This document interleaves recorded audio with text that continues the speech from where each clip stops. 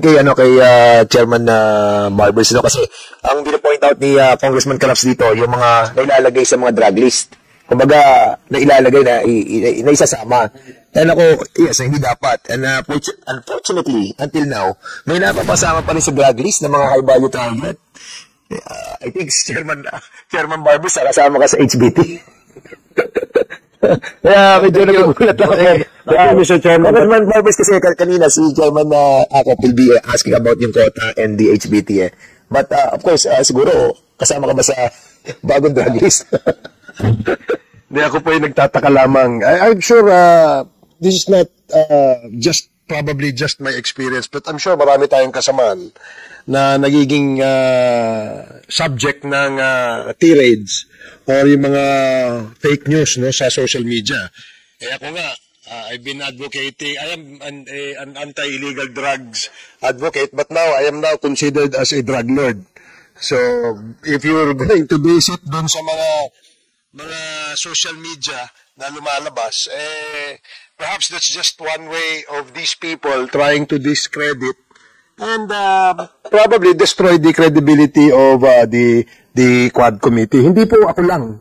Hindi naman po ako ang Quadcom. Ako lamang po ang isa sa mga kasamahan ng ating mga magagaling na mga co-chairs, no? But ito ay kung nangyari nga yan sa pag-discredit, pagsira o paninirang puri sa mga membro o kawani ng Philippine National Police, hindi po malayo na tayo bilang mga political personalities ay maging biktima rin ito. And I will attest to that because ako mismo na-experience ko yan. So ngayon, drug lord na ako. That I've been fighting this drug war for several decades since I became a politician in 1995.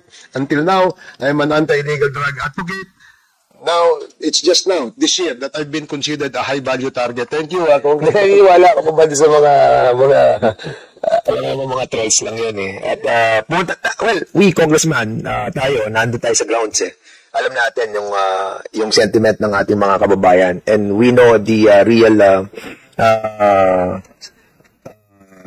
yung sentimento nila. At they are happy, no? Na nalalaman nila yung mga katotohanan that happened in the last administration, and we are very thankful sa mga support ng ating mga kababayan. At pag nakakita ka ng mga comments doon sa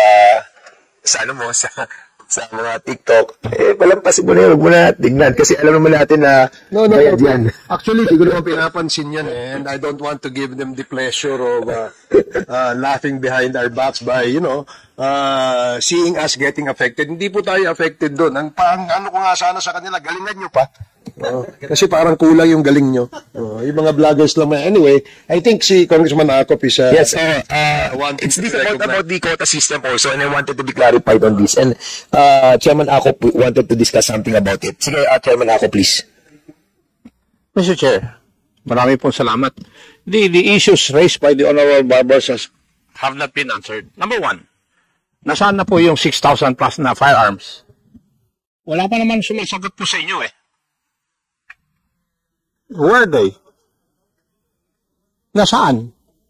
Are they not considered to be pieces of evidence and therefore in the custody of evidence custodians? Nasaan? Mr. Chair, Your Honor, sir, nangarap po ako. Since it is part of the evidence, I'm just assuming, sir, it's in the custody, sir, of forensic group, but we will relay, sir, this concerns, sir, to the concerned office and probably ask them, sir, to submit the report, sir. Thank you. Mr. Chair, may I move that the PNP submits an inventory of all the firearms which were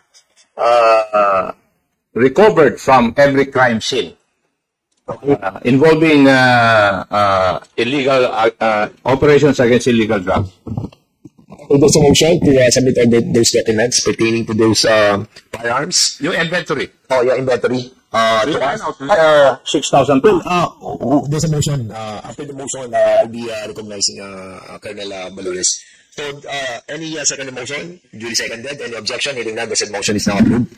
Attorney Zuleika Lopez, ang Chief of Staff ni Vice President Sara Duterte. Yan ay resulta pa rin sa sulat na pinadala ni Lopez sa Commission on Audit na nag-uutos sa naturang tanggapan na huwag bigyan ng mga dokumento ang Kamara sa isasagawang investigasyon ng confidential funds ng Office of the Vice President at Department of Education noong taong 2022 at 2023. Ang nagmosyon para i-contempt itong si Lopez ay si ACT Teachers Party List Congresswoman Franz Castro na namang inaprubahan ng mga miyembro ng naturang lupon. Pansamantalang sinuspindi ang hearing at nang mag-resume ang naturang pagdinig ay humingi ng paumanhin ito si Lopez kay Castro pero nakapagdesisyon na ang kongresista na ituloy ang pagsasampa ng contempt. Samantala, 5 araw o hanggang Lunes madidetine itong si Lopez sa detention facility ng Batasan. Sa Lunes mga kabombo, muling tatalakayin ang sitwasyon. Itong si Lopez, bukod sa 4 na opisyal ng Office of the Vice President na unang nasampahan ng contempt at pinaaresto na. Pero hindi pa rin malaman kung nasaan ang mga ito. Narito mga kabombo, ang bahagi ng naturang pagdinig ukol naman sa isinulong na contempt nitong si Congresswoman Franz Castro laban kay Lopez. DACA proceedings, may I move to cite Attorney Lopez in contempt, Mr. Chair. I move. Mr. Chair, before you make the ruling, any second? if I may be allowed. Any second to the motion? Second. Duly seconded. Is there any objection? Hearing Your none, Honor, the motion is carried. I would like to seek reconsideration, Your Honor, of that recent resolution to cite me in contempt, Your Honor. For the record, it was just respectful request to the Commission on Audit. There was no intention, Your Honor, to demand. Good morning to the honorable members of the committee. Before I answer the question of the Honorable Rog Gutierrez, I'd like to begin with a word of gratitude to the honorable members of the committee for the grant of understanding and grant of understanding in my medical in my recent travel to the U.S. due to a medical emergency of an immediate family member. I do want to let you know that the worst is not over yet for my relative, but the family is still expecting, of course, the best possible outcome. Having said that, I do want to extend my appreciation. And my entire family really is actually very appreciative of this act of kindness that was extended to me during that difficult time. Having said that, good morning again, Sir Rog. I arrived last November 18, which was last Monday. And then, kahapon lang po ako pumasok officially sa opisina namin. I have not seen at all Sec Lemuel Ortonio, and I understand that he is on official travel. Thank you. Mr. Chair, I find it unjustifiable yung reason po niya because this is not the first time na absent po siya. This is the 6th committee hearing and yet from the outset, hindi naman po siya uma-attend. They refused to participate. Lahat naman po buong Pilipinas nakakaalam na hinahanap na po siya dito sa ating committee hearing at unfortunately, hanggang ngayon, lahat po sila, yung 4 po, hindi pa rin po dumarating. Mr. Chair?